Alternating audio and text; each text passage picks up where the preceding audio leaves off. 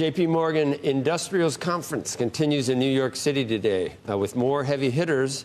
Wow, that's pretty cool, including our next guest, Angus Kelly, CEO aircraft leasing company AerCap. You've been called that a lot. Phil LeBeau, our heavy hitters here as well. Thank you.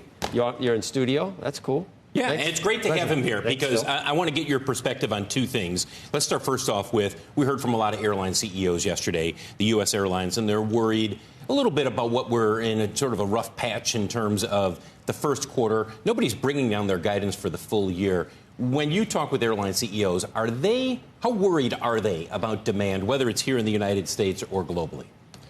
Phil, yeah, great to be on. The airlines are not worried about demand. Demand is strong.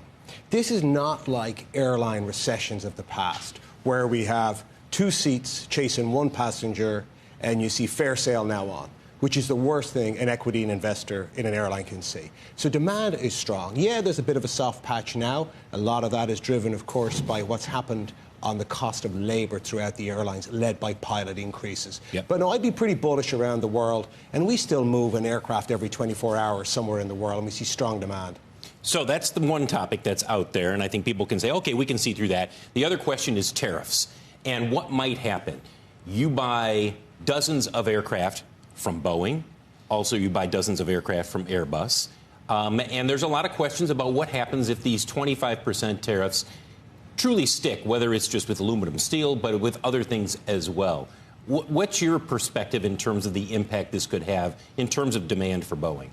So, to give it context, AerCap is the biggest buyer of aviation assets in the world, bar none. Last year, we bought 150 aircraft, helicopters, and spare engines. That's more than any commercial entity, airline or other, has ever bought. So we know what will happen if we see, in an absolute worst-case scenario, say a 25% increase across the board on tariffs, tit for tat from both sides. A Boeing 787, the price will go up by $40 million. Wow. No one's going to pay that. That won't happen. They won't be able to buy it and say, I'm going to pass it through to the end customer in some fashion? Customer won't take it. What will happen is that the airlines say, can't afford the airplane, we'll call Airbus. So in a worst-case scenario, what would happen over time is that Boeing would end up with the United States, about 20 to 25% of the global market. Airbus would end up with the rest of the world, about 75 to 80% of the global market, because no one can afford to pay those numbers. So it's a matter of waiting to see what the true impact will be in terms of tariffs. It's too early to know right now. Correct. And so we would all hope, of course, that that doesn't come to pass. That's an absolute worst-case scenario. I'm sure that won't come to pass. But what Boeing really needs today, Phil, is cash. Boeing needs cash. At the end of last year, Boeing had $84 billion of inventory on its balance sheet. For Boeing to get cash, it needs to deliver aircraft. To deliver aircraft, aircraft have to be certified. The entity that certifies aircraft is the FAA. So Boeing has made tremendous steps in terms of quality, safety, and reliability over the last year. We see it because we're on the shop floor buying airplanes every day. They're better now than they were. They certainly are, and they're continuing to get better. But the key thing for them is a relationship with the FAA that enables them to certify the aircraft they're building, today the MAX 8, but also aircraft that are not yet certified, the MAX 7, the MAX 10, the 777X. Can I just ask, is that relationship in jeopardy because of the problems they've had with producing Air Force One and how that has aggravated President Trump? I would hope not, Becky. I would hope that when they're looking at the lifeblood of Boeing is commercial airplanes. That is what they're all about. Defense, space, Air Force One, they're not the main event. The main event is the commercial aircraft programs.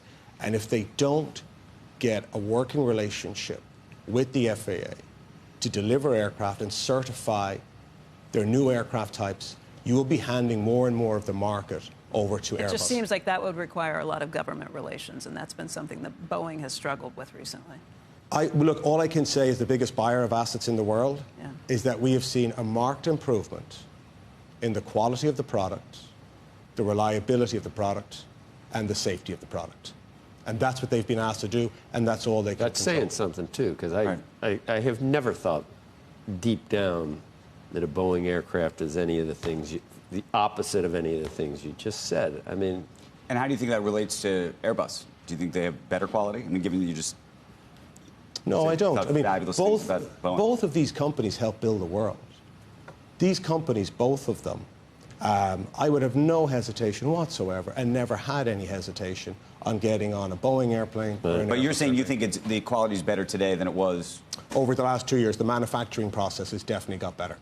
Yeah, you don't want that door. Kelly has the team moving in the right direction, Correct. is what you're saying. Yeah. You don't want that door in the middle of the frickin' plane, the fuselage. No.